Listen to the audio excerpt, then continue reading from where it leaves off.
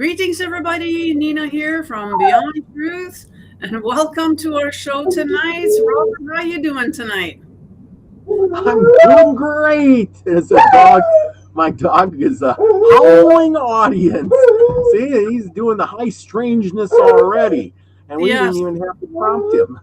Well, he must think that we're kind of strange sitting here talking to ourselves, But anyways, they Right? usually settle We got a down. great guest. I can't We wait to do. talk about all that high strangeness, and I think everybody out there will agree if they've heard him before. So, what do you think, Nina? Yeah, so let me do his bio here before we bring him up. Dave Scott, so I'll go into his bio here. Dave Scott is the host and creator of Spaced Out Radio, dedicated to exploring the mysteries of the universe and the unknown. With a tagline of We Own the Night, Spaced Out Radio has become a platform for deep discussions on UFO, paranormal phenomena, cryptozoology, and other topics that fascinate both experts and enthusiasts alike. Dave's passion for these subjects shines through as he connects with guests and listeners from around the world, taking them on a journey through the unexplained. With more than 20 years of experience in terrestrial radio, Dave brings a wealth of knowledge and professionalism to Spaced Out Radio. His background as a journalist gives him a unique perspective, allowing him to ask the right questions and delve into subjects with a critical eye. His career has spanned a variety of broadcasting roles, honoring his communication skills and solidifying his reputation as a trusted voice in a world of paranormal radio. And there's a little bit more to the bio up on his website, so you guys can go and check that out yourself. But without further ado, let's introduce Dave. How you doing tonight, Dave? I'm great. Thank you so much for having me here. Yes, it's great to meet you, and I can't wait to dive into all your stories. I'm sure you got quite a few of them, I'm sure. But before we do that, why don't I just get you to quickly just going to introduce yourself, tell us a little bit about yourself, what you do, and we'll go from there.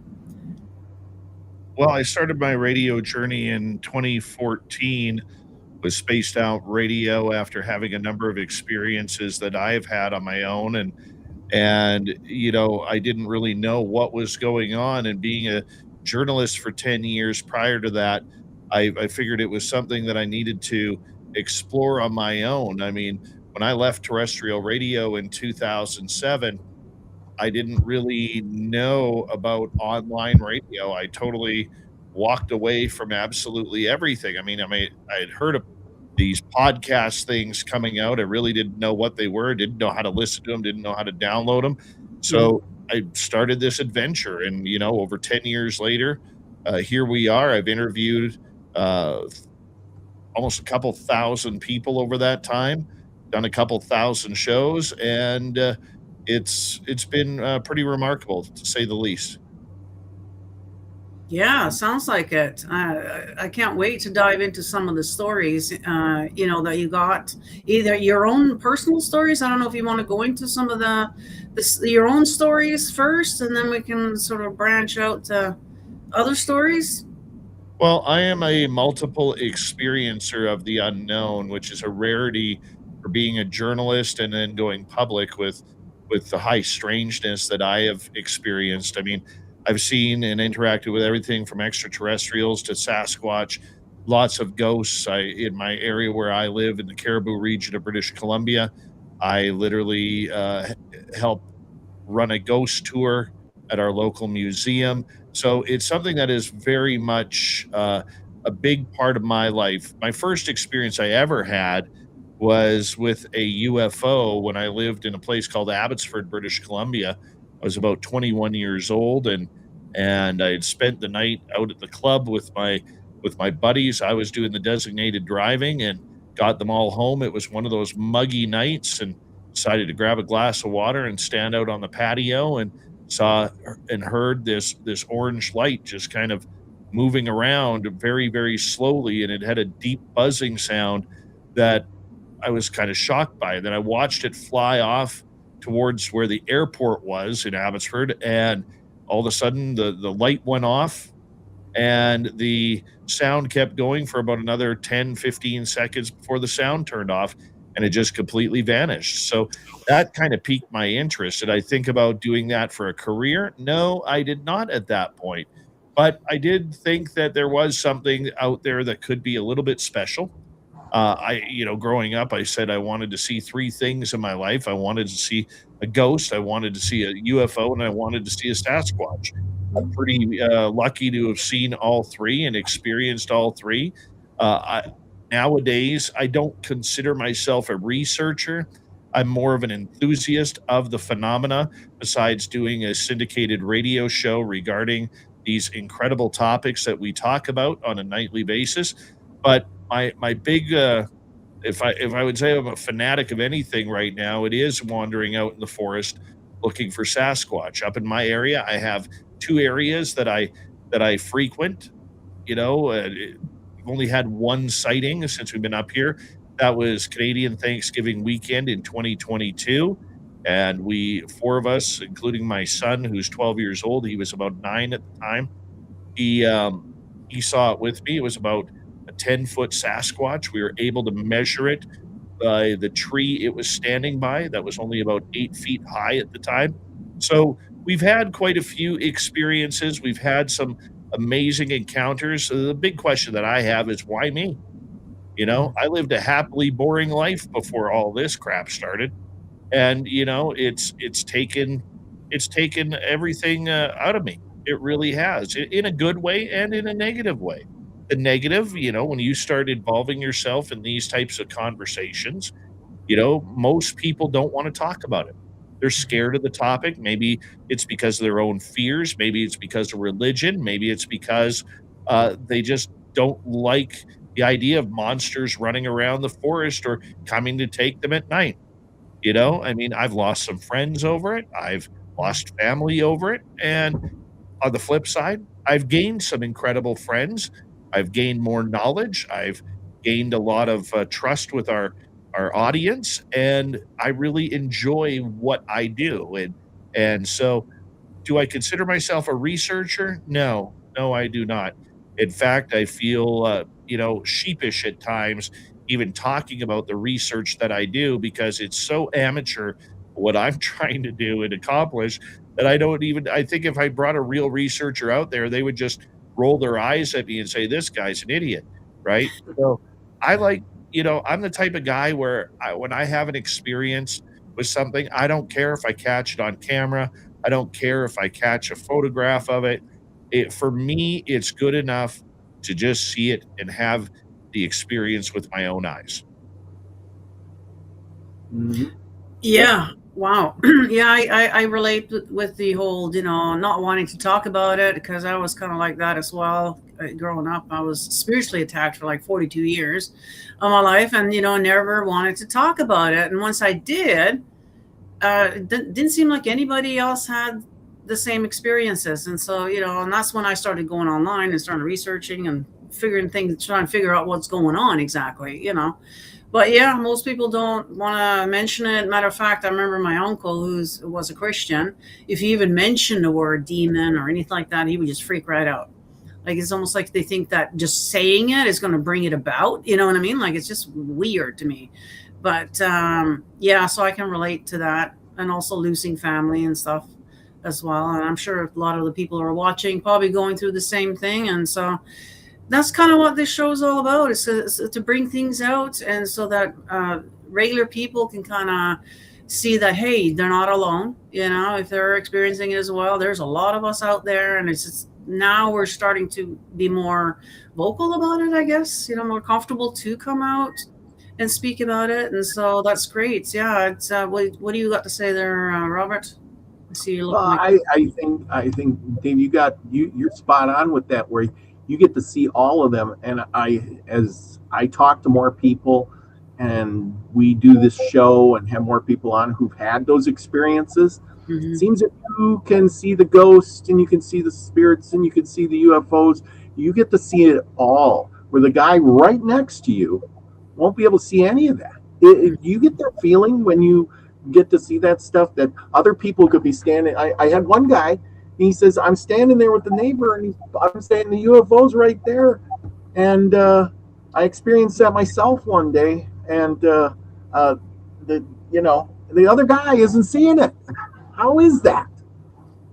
That is the $1 million mystery. I mean, we had a scenario up here at one of our locations in 2023 where there were 7 of us in the forest, and we had heard a Sasquatch roar off in the distance.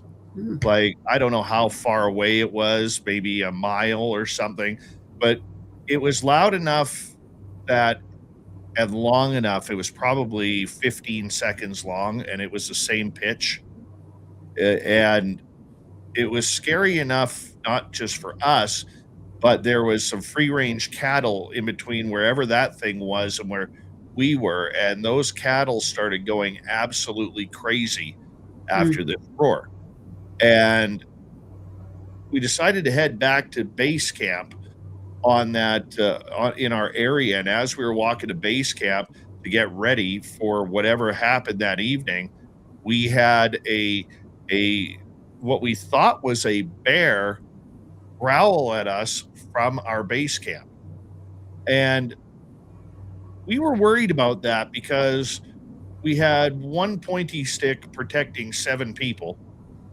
number 1, and number 2, we had $30,000 worth of camera equipment there. We had all of our food, all of our beverages, all of our supplies, our clothing, everything there, and we're like, "Crap." Like, we're in black bear and grizzly bear territory up here. Black bear you could chase off, a grizzly bear is a little bit angry, and we were praying it wasn't that. So, we had to go, like, a 90 degrees. We were on a trail on the bottom, and then we had to go back up to where base camp was up top here. And but as the crow flies, it was maybe 50 yards, but we had to do this big walk around. And so our our security guard in the forest there was the first in the lead. I was second, and I was kind of looking through the trees trying to see if there's a bear going to come through the trees. And if so, identify the bear. What kind of bear was it? Okay, where's the pepper spray? Is everybody together? Okay, because there's a better chance of us, surviving anything to do with a bear, especially a grizzly bear, in numbers rather than individually. I ended up looking and I see something brown in between the trees, maybe 20 yards away from me. And it kind of piqued my interest because I'm like, okay, it's matte brown in color. I'm not seeing any hair. And it was the outward shape of a number 8. Hmm. Okay. And I'm like, that's not a Sasquatch. That's not a bear. And then on the upper left hand corner, the way the sun was coming through the trees and hitting it, it made this shine on through the matte brown. And what color is matte brown? Well, it's black, it's yellow, it's white, it's green, and orange. And that's when I realized that's metallic. That's metal. That's a UFO. So I stopped my group and I pointed right at them. I said, "What the F is that?" And I'm pointing straight at them at this thing. And they're like, "What?" I said, "That brown thing right in between the trees. What is that?" The 6 other people I was with could not see it. Hmm. But then they saw movement in the trees.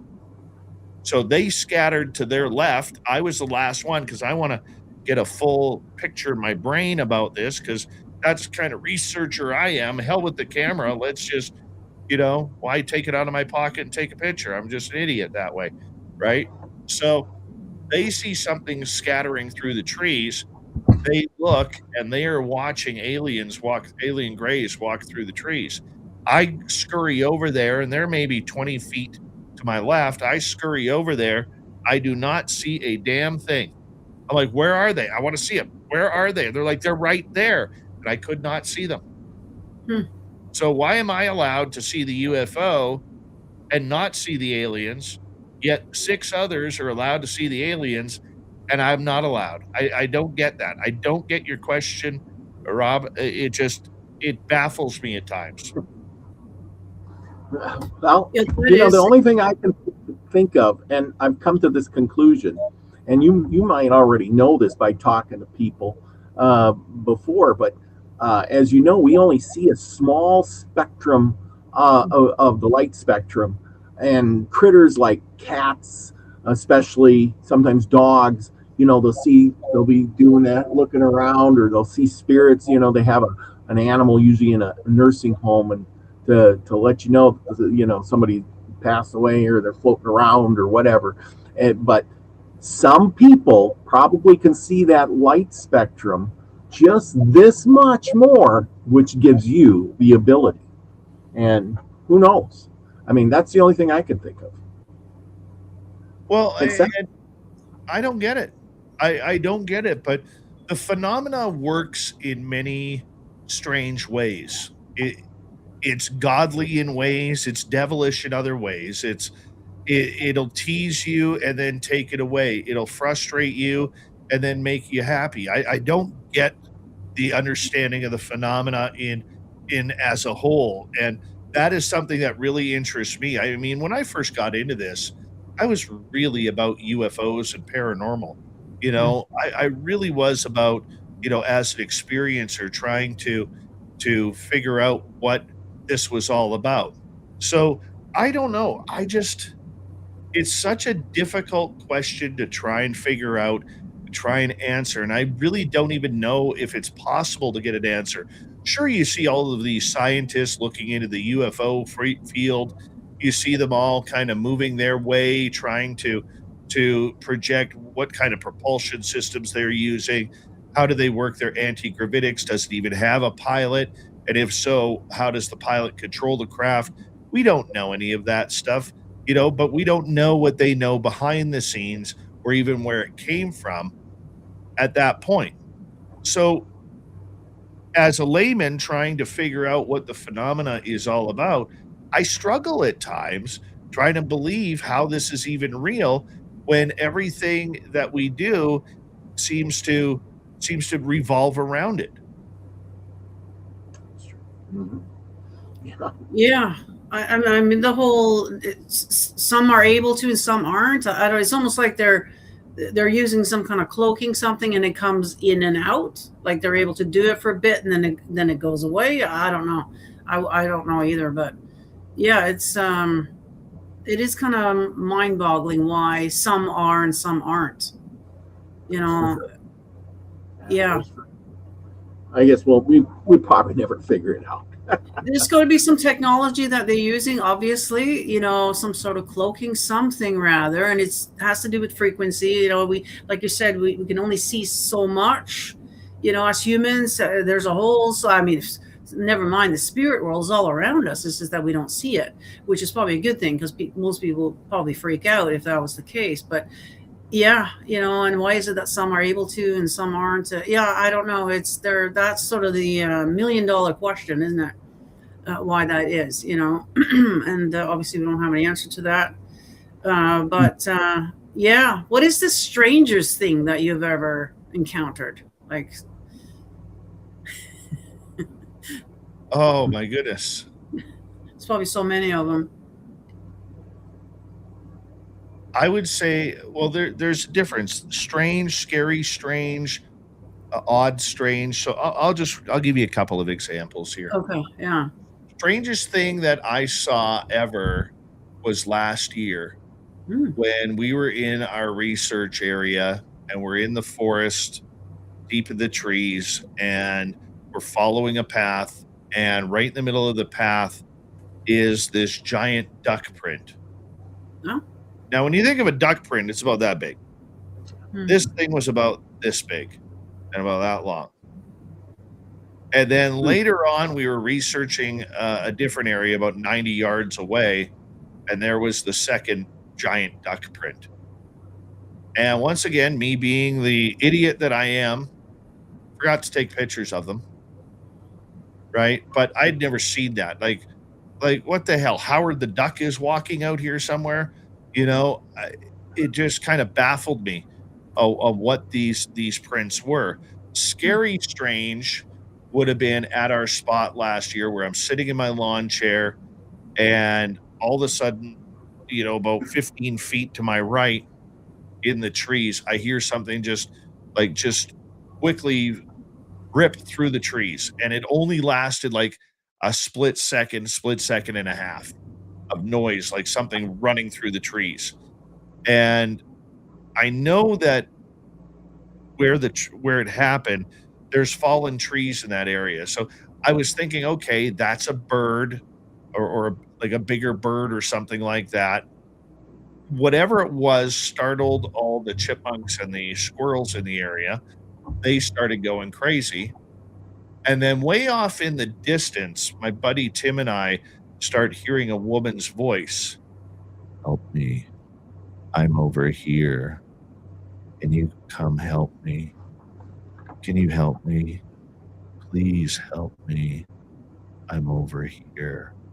And it was loud enough that we could hear it with our ears, but not loud enough we could pick up with our microphones. And this kept on going. Help me. I'm over here. And I looked at Tim and I'm like, that's not human. That's not human. It was monotone. If we were at high noon, this thing was, I'm going to assume, 100 yards away at about 4 o'clock. And we start to kind of take a trail. We want to try and get it a little bit louder. So we start taking this little trail towards it. The sound then moved from 4 o'clock up to 3 o'clock, which would have been parallel with us, same distance. And it was, help me. I love you. I'm over here. And then there was a pause, and then it went to a man's voice. Help us. We're over here. Can you help us? Now, a lot of people who are skeptical will say, oh, it's just people. People knew you were there. People are bugging you. I live in a community of 2,500 people. When you go out 25 miles into the forest or 35 kilometers, wherever you guys are on both sides of the border, so we'll talk in metric and the old school way.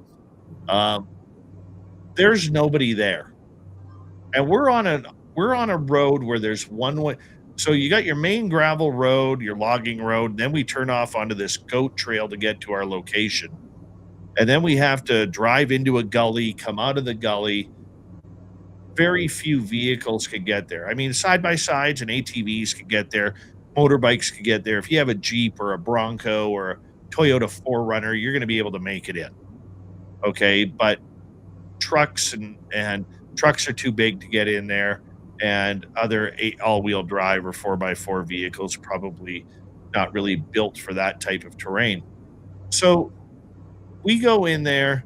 We know that we are the only human beings there. We don't have feral people running through our forests as much as we believe there aren't. All I knew is that when that thing happened and that voice happened, it wasn't human. It wasn't human at all. My belief in it, in talking to other people who've also channeled that experience through spirit, was that it was either a skinwalker or a Wendigo that was trying to get a hold of us and lure us in. They've been known to do that. Thankfully, we didn't take the bait. That's scary. Yeah, no wonder people don't want to go out into the forest.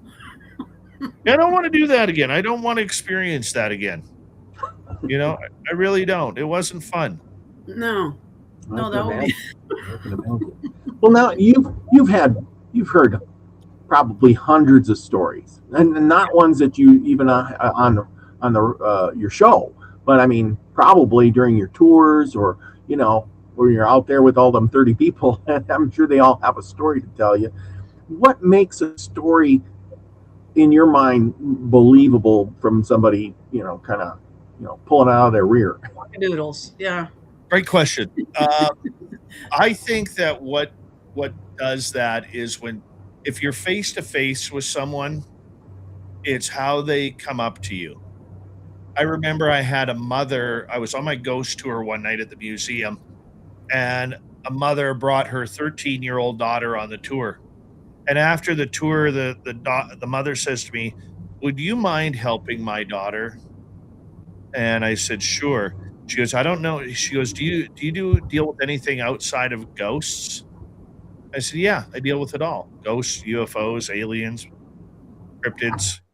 She goes, "My daughter has something strange happening, and I just want her to feel better about it. So, started talking to the daughter, realized that she is, having her bedroom's on the 2nd floor of their house, and she's having alien greys tapping at her window at night, Hmm. and sometimes they would come into her bedroom, and all of a sudden, I got hit with this clear vision, and I said, "Do they take you?" She just kind of gave this, innocent childlike smirk, and I said, "Did they let you fly the craft?" And she looks at me now, absolutely serious, and she goes, "Yes. Yes, I've flown the craft." And I said, "What was it like?"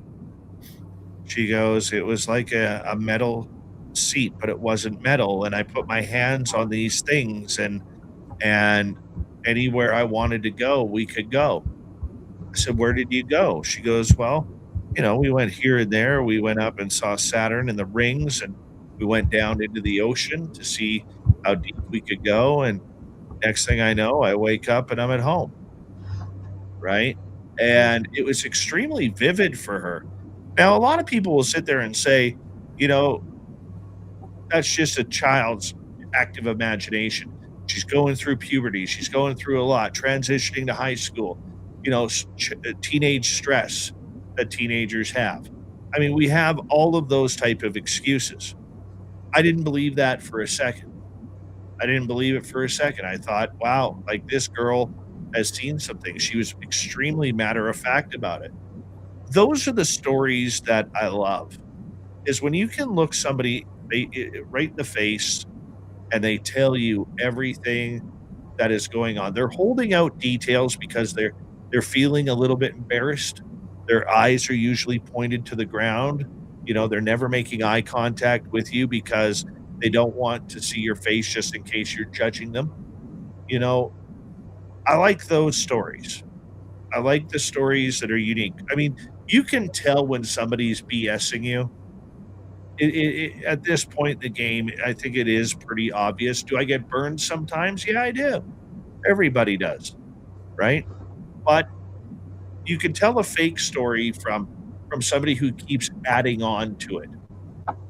Okay, they keep adding on where the grays were 6 feet tall, and then I look to my left, and there's a dog man and Sasquatch playing canasta at the table beside. They keep adding some sort of ridiculous addition to the story where you're like, "Okay, this person just wants attention," right? And it's too bad because those stories that are out there, we need more people to come out and explain that these stories are happening, these events are real. So that's kind of the way I look at it. I see RCB's got a question here. Ever encountered a dog man? Is that a thing? Ooh.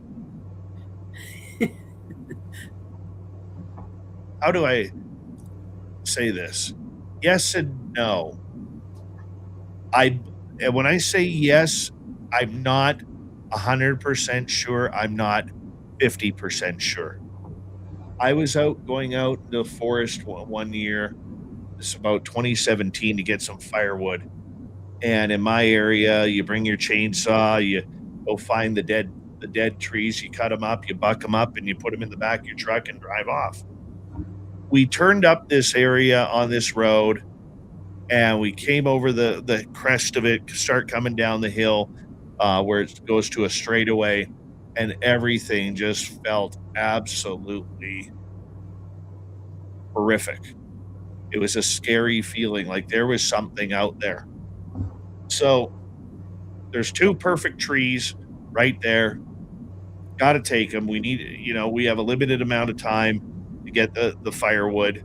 So I'm like, okay, well, if it is a cryptid or a bear or something, it's going to be scared by when I fire up my chainsaw. Okay, so I go out in my vehicle and I'm running through the Rolodex of experiences that I've had because I'm trying to figure out the energy pattern. I'm like, okay, this doesn't feel like a ghost. It doesn't feel like a pissed off ghost. It doesn't feel like Sasquatch energy. This definitely isn't uh, a an alien or a UFO on the ground. Like this just feels very, very nefarious. And so I get out of my vehicle thinking, okay, what could this be? And Dogman pops into my head. And I'm thinking, okay, is that what Dogman energy feels like? Okay, let's calm this down. So I said, okay, my friend, I said, we're not here to harm you. We're not here to, uh, ruin your territory. I said, but what I am going to do is I am going to take these two trees that are right here because these are a fire hazard for your area. And if there's lightning or anything like that that strikes, these are the type of trees that are going to burn first and cause the very healthy trees to burn as well. So it's better for you and your home and your environment if I take these away from you. So I cut down both trees. I was there about 45 minutes to an hour, bucking them up, loading up my truck. And then I said, okay, we're out of here. We're not staying any longer. And we just continued down the path. We went down the path about another 2 miles, saw another big tree. I'm thinking, man, I want to take this one. This will load up the truck, one swing, and we're out of here. And got out of the truck, and that feeling was like, you said you were going to get the hell out of here after you took those trees. Now you're out of your vehicle again. What are you doing here? Like, this is all the thoughts that are playing in my head. And it was like, I got to go. I got to go. Got to get out of here. And then I ended up meeting one of our First Nations elders around here, and I told him that story, and he was telling me how him and his brother up near that area, like a number of miles away, but still on the same mountain range side of the area, how they were out hunting looking for black bear, and they'd been walking this trail after getting out of their vehicle, and they saw two black bears standing on their hind legs. And when his brother had raised his rifle to try and take one, his brother immediately put the rifle down and said, "We need to go. We need to go now," because he wasn't looking at a black bear. He was looking at two dogmen. Yeah. So was it dogmen that I felt? Could be. I don't know. But I'm going to assume that there was something there that was very negative and allowed us to take what we needed to do to help the forest, but did not want us there after that. And I've been to that area a number of times since and never felt that area again. It still gives me the heebie-jeebies when I'm on that road, but I know that's more energy from my past than it is from this creature trying to keep me out of it. Now, what's the difference between a dog man and a werewolf? I don't know. Okay. I don't know. I mean, Dogman allegedly will not transform into a human on a full moon. Okay. Okay, they are just a more like a wolf-like creature that stands between 7 and 9 feet tall. Oh. They seem to have a chest of concrete. That people have allegedly shot at them, and the bullets don't even seem to phase them. I don't know what the hell a dogman is. I really don't. It scares me. I know people who've had close encounters, people who will get this telepathic message after seeing one, and it'll be like, it's time for you to leave. You need to leave, turn around, and go now. And they are kind of followed out by these creatures to the exit of the forest before they are, these creatures disappear and the people are at their vehicle, probably underwear stained over what has happened. And I wouldn't want to run into one. One of my investigator friends, Angelina, she has an area up near her house, which is probably an hour's drive from me. And she claims that this one area has a werewolf in it. And I said, "Oh, is it a werewolf or a dog man?" She goes, "I don't know. People have heard howling in that area. People have seen a creature running on 2 feet, but it's not a Sasquatch because they look completely different." So it is something that is a little bit eerie at times. I don't really like them. Do I know that I'm going to run into one? Yes, one day. I know it's going to happen. Could happen this year.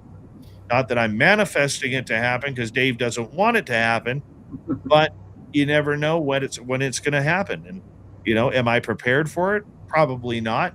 Will I get scared? 100%. And hopefully it doesn't look at my leg as a chew bone. Maybe I need to bring tennis balls out, play fetch with it. I don't know. I know. As you're talking there, I'm asking questions inside my head, and I'm getting answers already. So I don't know where it's coming from, but what I'm getting is that these are experiments, just like we were. Like we're a hybrid. We were, made from something else that was here with other beings from somewhere else. That these beings are also that, but they were like sort of outcast, so not used as we were, like to populate and whatever. There's straggles from this is kind of what I'm getting right now, because my questions were, could these be ETs? They're living on our planet from somewhere else. We don't know. We don't know. Yeah, we don't have the answers. I don't think they are creatures that are built at some secret base like Montauk. I think at times we have, when you're paddling through the conspiratorial swimming pool, you have to realize that there are people who pee in that pool, and sometimes they take it a little bit too far and go a little bit extra. And I don't believe that these are creatures that were, modified in a place like Montauk. I mean, I think if they are anything, they are some sort of interdimensional fairy realm type species that is able to pop up. I mean, if you go back in history into the Greek times, I mean, they had some incredible monsters and figures there. I mean, what's the one with the bull head and the human body? Minotaur. The Minotaur, or the half human, half deer. Yeah. I mean, we had all of these creatures. Where did they go? Yeah. Well, when you bring up history, I mean, you live in that kind of area, and you were talking about the natives, but they've had those stories about dogmen and Sasquatch years before the white man even came along. And they weren't known to be liars about that kind of stuff. That would get you kicked out of the tribe and strung up or killed if you were. I live in it. I love the fact that you brought this up, because I actually live in a very, very densely populated First Nations area. And a lot of them already know that I'm the guy who goes looking for Sasquatch, and there are people that I will run into, and the first thing they will say to me is, "Have you seen anything lately? Do you have any more stories?" Because they're willing to talk to me about it, because they know that I'm showing the creature respect, and that I am not using and I'm not into, my politics or my politics. I don't spread my politics on anybody, but I will make a political comment here. When it comes to the phenomena, I think we try way too hard to rely on Caucasian Christian science rather than relying on the people who have been here for thousands of years, dealt with UFOs, dealt with alien contact, dealt with Sasquatch, Dogman, little people, fairies, and everything Mother Earth has to offer, her secrets, her legends, her lore. And I really believe that we are missing out on probably a lot of answers because we want to play the smarter individual. That Bigfoot is a member of Gigantopithecus family and still around, even though there's no proof of that even being uh, around. I mean, here's the thing with people who are very much about the nuts and bolts of something like Bigfoot. We don't have a body. We don't have much evidence outside of footprints, hair samples, if you're lucky, a handprint, maybe a scat sample.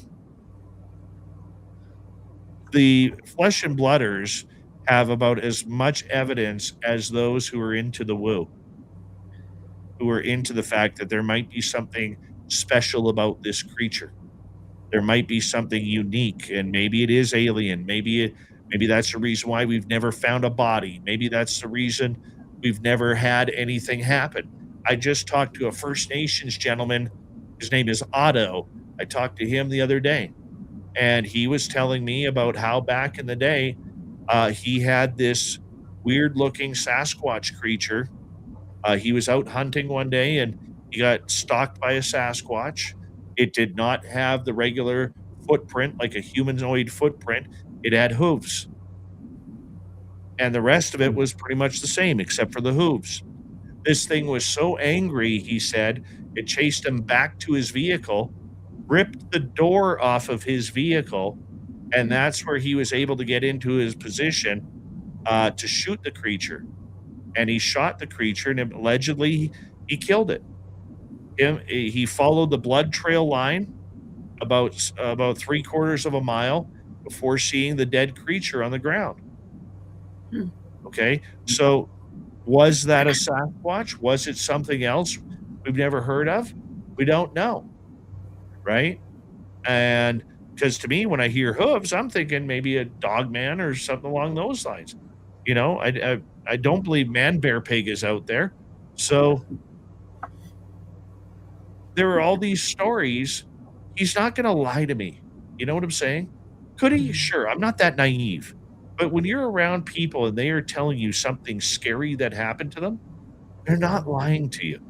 Sure, their minds may misremember certain things, just like if you're called as a witness to a court case on an incident that happened 12 years ago.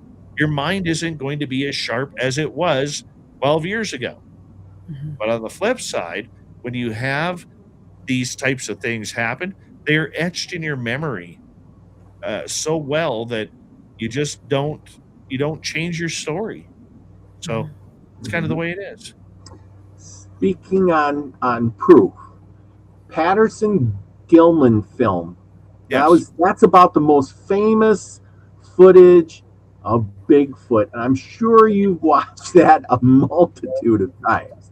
And then just a few years ago, they put it through some AI stuff to see, and man, I seen that stuff, and you could see the little hairs on its head almost, and I don't think you could fake that.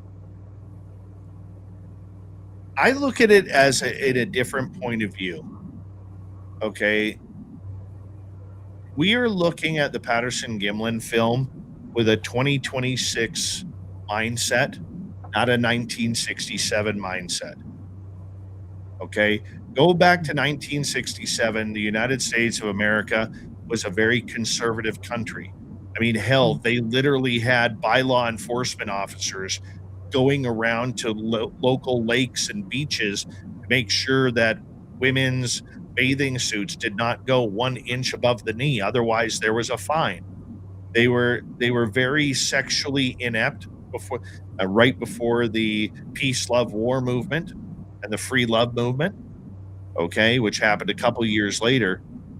And look, we also know in the Bigfoot world that Roger Patterson wanted to make a documentary on Bigfoot. Okay, we know that he shot footage in Washington state. He lived in Yakima, Washington. He wanted to shoot footage there with a guy in a suit to make recreations. We know that. That's been around the Bigfoot community for a long time. But down in Bluff Creek, what they caught that day was much more. The way the horses, if you watch the full footage, the way the horses react, the way that the camera is shaking and he's trying to find his steadiness. Then you have Patty walking through. And the reason why I bring up the sexual revolution is I will tell you this. If they used the fake costume like they were using to make the reincarnations of scenes, it was a horrible looking costume. That one. And pardon my French when I say this, but in 1967, no one's going to sew a pair of tits on an outfit. Mm-hmm. Yeah. Okay, they're not doing that. They're not going to say, hey, let's make a Sasquatch outfit. And by the way, let's put a couple of bolt-ons on there in order to make it look like a female. And they It's- didn't really discover that female thing until recently with the better, zooming in with the computery stuff. Well, yeah, it's been about 10, 15 years when they realized that it was, or a little bit longer that they realized that it was female. But she is, the way she's walking, there's a famous photo out there where after she left, they went and measured the area, her footprints, the length of her footprints, and where she was standing. And to see a human standing where she was standing and comparing the size of the humans compared to the size of her, it's completely different. She was massive. She had to be at least 400 or 500 pounds. Okay, you can see the way when it's zoomed in, you can see the way the muscles are working through the hair on her legs. You can see details. And let's face it, the arms were way too long for a human, number one. Number two, if you've watched people try to recreate her walk, they can't do it. They cannot do it at all. We don't have the ability to do that walk. So with this whole controversy recently, it comes off a documentary called Capturing Bigfoot that was being played at South by Southwest movie and documentary festival in Texas. They are going on this footage of 16 millimeter footage that was found, allegedly showing that there was a person in that Sasquatch outfit. What they're not showing is when that allegedly, I haven't seen the film. I want to see the film if they ever release it. But allegedly that film shows somebody admitting, I think his name is Bill Heronius. Heronius is definitely the last name, admitting that he was the guy in the suit. Okay. But where was that being shot? Was it that the Washington State footage or was that the Bluff Creek footage? And why do the suits look completely different? Because there is a still photo of Heronius who is in the suit without the mask on. They look completely different. Yeah. Well, I mean, I've had, friends who have sworn they've seen them, and they seem to be interdimensional, like you said. They don't stay here. That's why we don't see any bodies or any evidence from them. They come in, they do whatever, and they leave from the looks of it. So, yeah, it's, Well, the law of averages has to tell you that there's something. Thousands of people see Bigfoot every year. Mhm. And if you say, okay, half of them seen a bear, and then, a percentage of those, that half, just didn't see anything. They saw a bush or something. Some of those people weren't credible, and you knock it down. You could, out of those 1,000 people, say just average 1,000 people, then at least a few actually seen something because they're credible, they had good viewing, they may have got a sort of a picture, these people wouldn't lie about that kind of stuff, and they were up close, they can describe the features. So, what did they see? And it wasn't a bear. So it has to be something. That's the problem, is you can't discredit all 1,000 people and say it was swamp gas floating over Venus. Kind of thing. I'm sure there's a few. I totally agree with you on that. Yeah, it has to be that. Yeah, so Yeah, I haven't. I'm sure there's been enough encounters. I've personally talked to some people who have seen it as well. So, and yeah, so there's enough evidence, I would say, that there's definitely, more to it. I mean, they even talk about giants in the Bible, if you want to go back, and I'm from Norway. And so our mythology, it's all about trolls and, elves and all of the elemental things. And, like, so where did all that come from? You know what I mean? So there's definitely something to it. And it's just when the church came in, they repressed it and told us, no, that's all evil and that's all wrong and whatever. And we kind of sort of forgot about it. But now it's starting to come back. You know what I mean? People are starting to look more into it now and more comfortable looking into it, I think is what it is. And talking about it like we're doing here. And so, yeah, no, there's a lot more going on out there than what we are being told. That's for sure. So, yeah.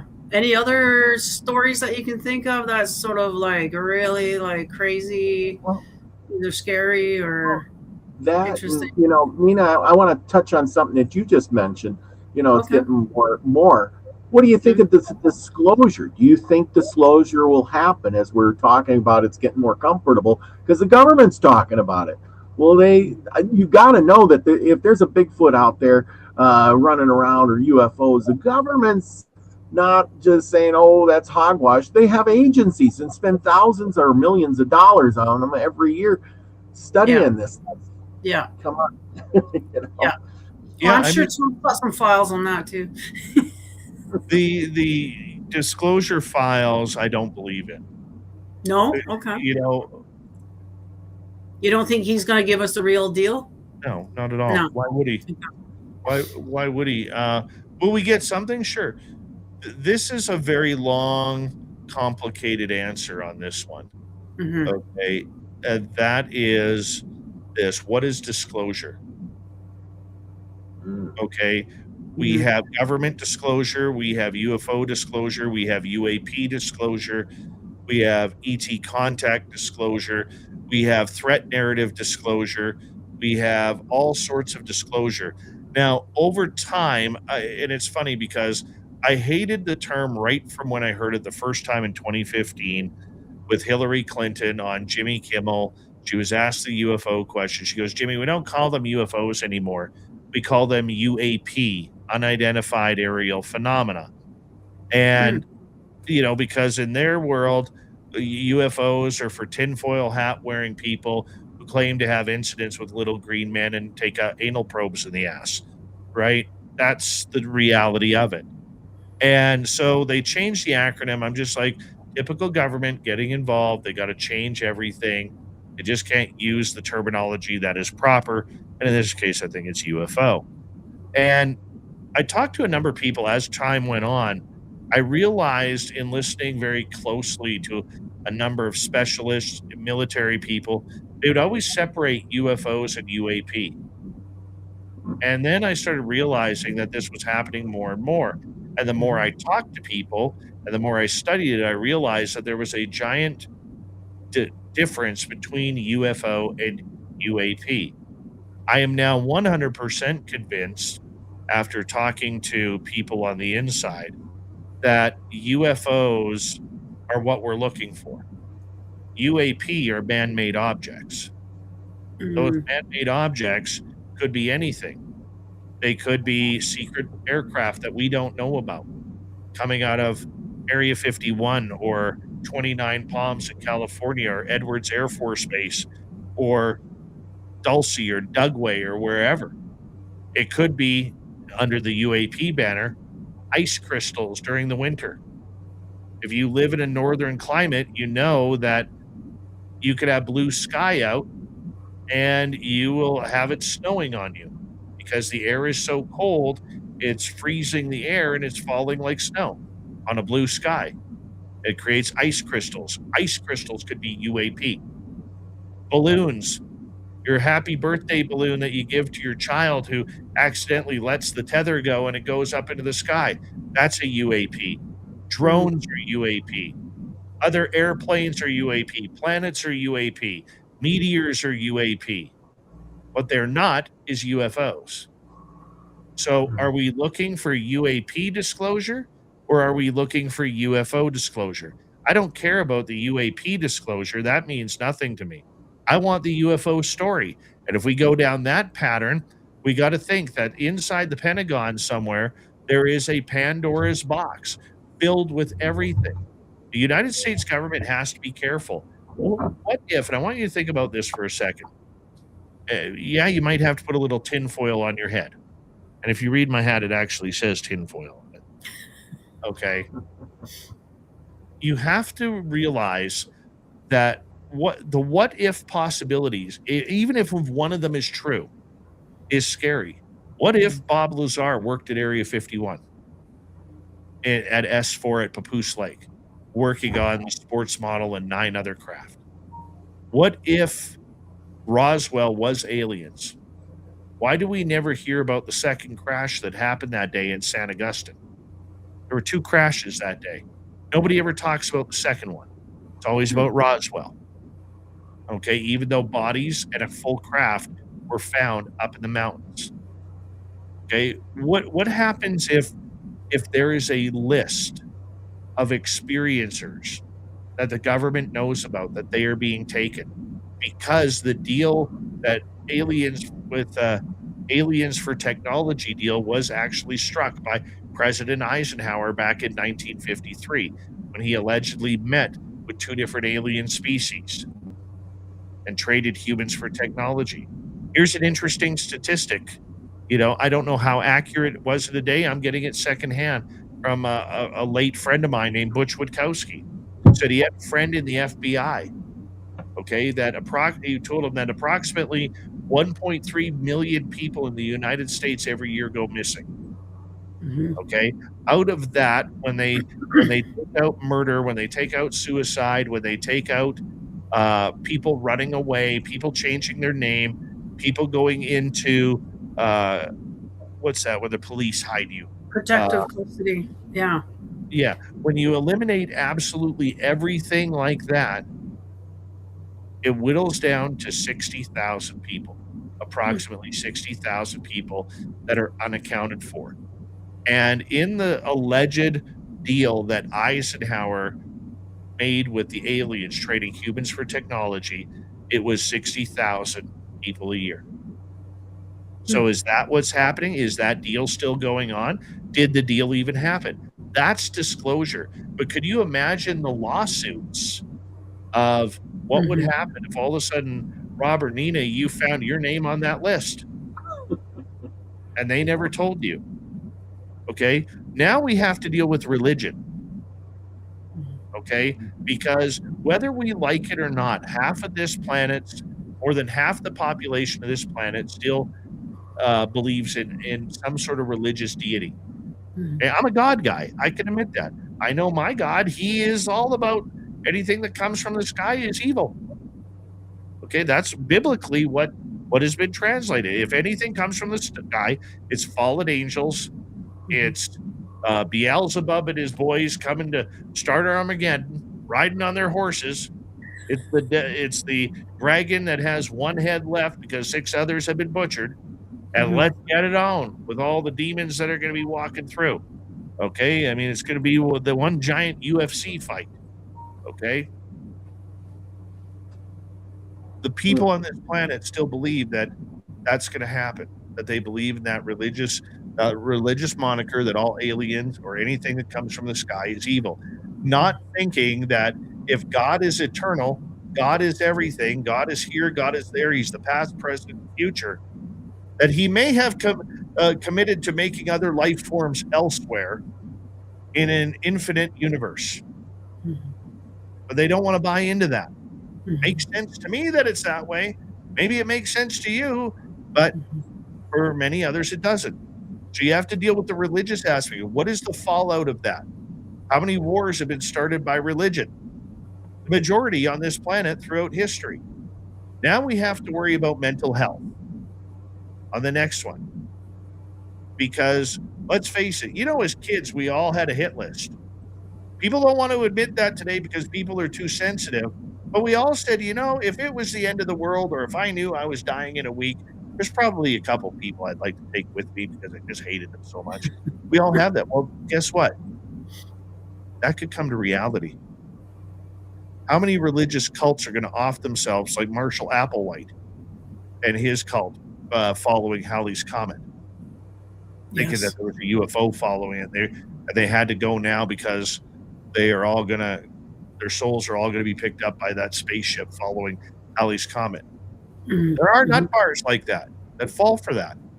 There are people who are depressed, who are saying, well, it's the end of the world. The aliens are coming. The aliens are here.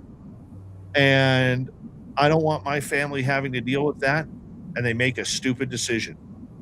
These are a lot of the realities that are going on. I remember asking Lou Elizondo, and you can go back. I think I asked him this in 2021 when I interviewed him on my show. Excuse me. I asked him about the pandemic. And I'm not going to get into the pandemic or anything like that, but it's not part of the conversation. But the part of the conversation I want to tell you about is I said, did you guys study how people were treating people, how society was treating each other during that time? From people stealing milk out of other people's hands, like all of a sudden the cows were going to dry up due to COVID, okay? Or how all of a sudden nobody was cutting down trees because of COVID. There was going to be no toilet paper left. Remember that bullshit? Pardon my language. I'm sorry. Okay. But remember that crap where we got all of that? Yeah. So I asked them, people ratting out their neighbors because their grandchildren came over to surprise grandpa and grandma for Christmas. And you couldn't have more than 4 people in your house, heaven forbid, right? And there was already 3 living in the house, and grandma and grandpa make 5. Holy cow. People were getting ratted out for that. The way people treated people during that time was horrific.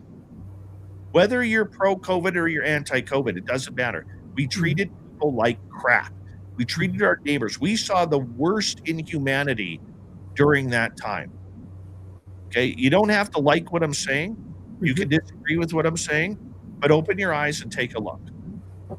And when I asked Lou Elizondo that question, he said it was a very much an eye-opener that scared them, as they saw it the exact same way I just explained. And when you're dealing with something, and as big as the pandemic was, alien disclosure and alien life being on Earth is going to affect every citizen, every animal, every mammal, every insect on this planet. If you look at people, there are people in jungles that have never, of Brazil or Africa, that have never seen other people before. They're going to have to deal with it. They are going to have to deal with it in Japan or New York, in the concrete jungles that we've created. Every human is going to have to deal with this, and they're not going to be able to turn back, because once it's here for good. And how are they going to react? They're going to hoard toilet paper. They're going to hoard meat. They're going to go buy $3,000 worth of meat. They're going to go buy 14 jugs of milk, even though the expiry date is in 6 days.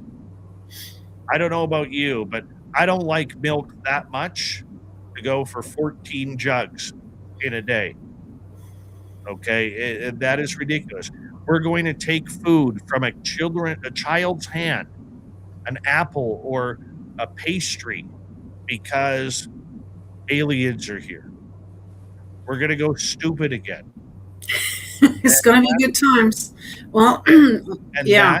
That is a fear of disclosure. So when you ask, I know I took the long way here, but when you ask, what is disclosure about? I don't know, because your disclosure is different than mine. That's different than the government's.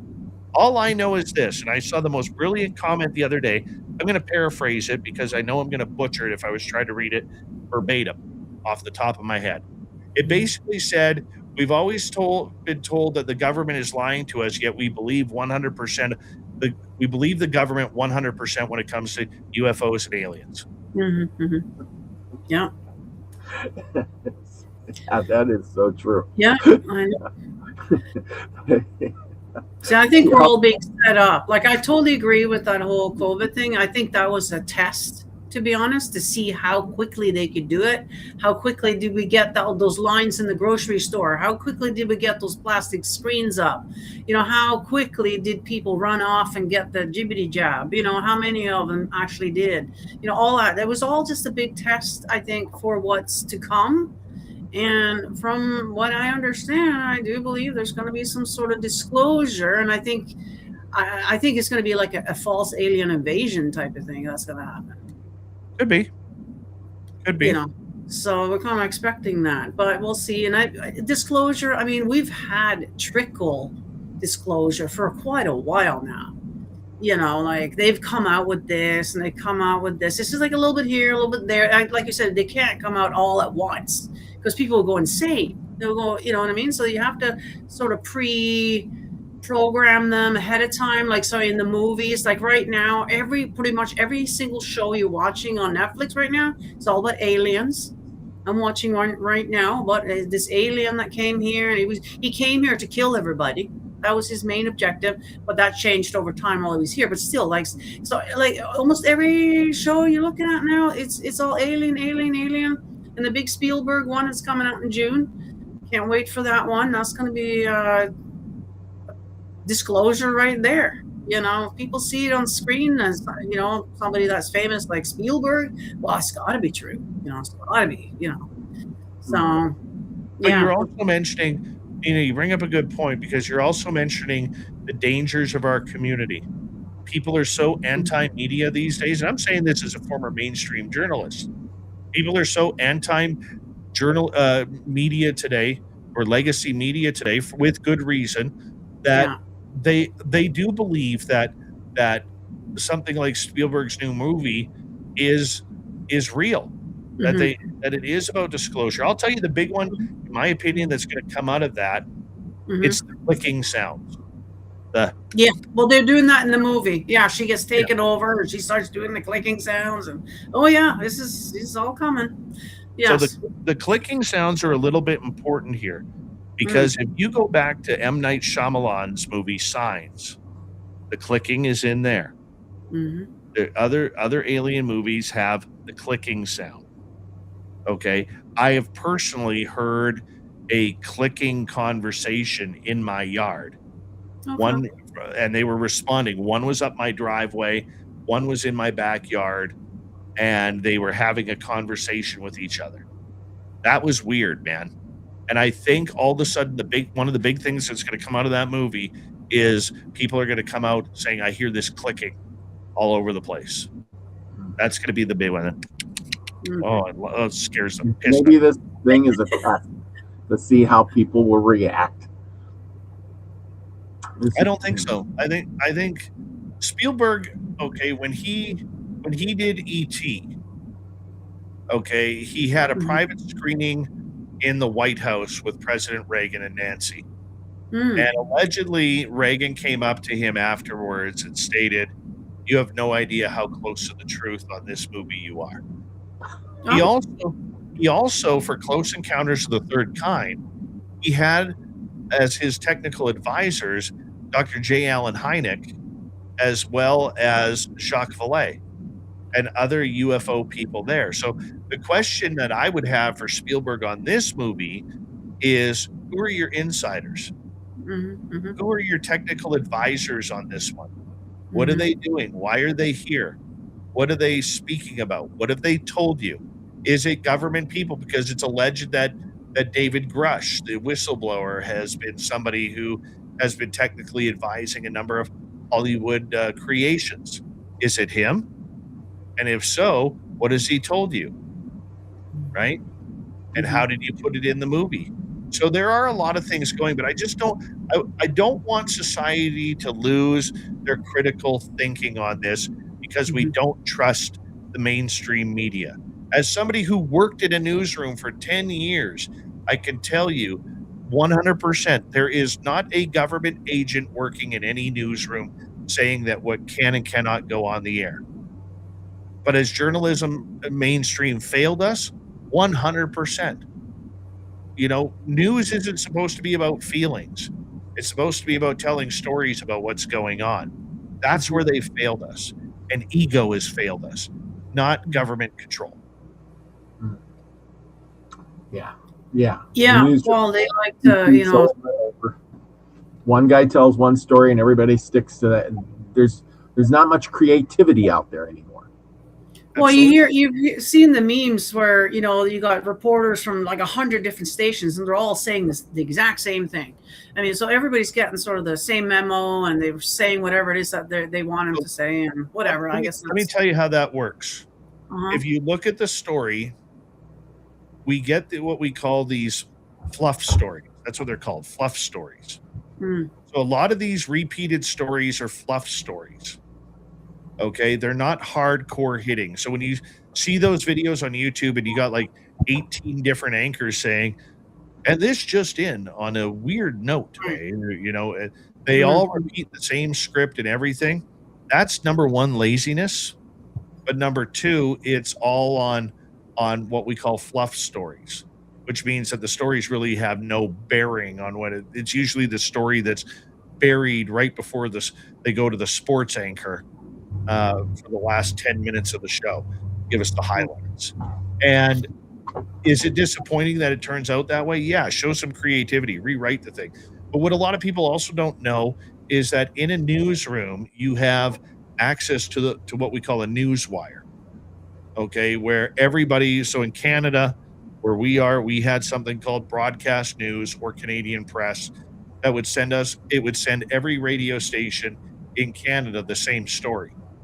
And we would do what we call a rip and read. So you'd rip it off the printer because we did that back then.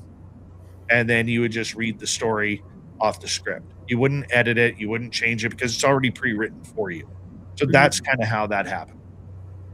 Yeah, no, I get it that they have to have a script and you got to go by the thing, because otherwise people will just wear off. I would be like all over the place if I didn't have that.